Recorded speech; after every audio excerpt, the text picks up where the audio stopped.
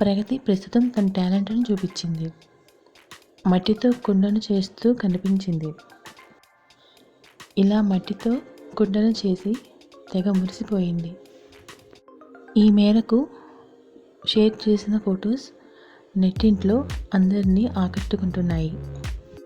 ఇలా సాధారణంగా మట్టితో కుండలు తయారు చేయడం అందరికీ తెలిసిందే. మన ఊర్లలో ఇలాంటి మట్టి కుండలని ఎక్కువగా చూస్తూ ఉంటాము. ఇక ప్రగతి తన ఇంట్లోనే ఇలా మట్టి కుండను తయారు చేస్తూ ఉందని తెలుస్తోంది.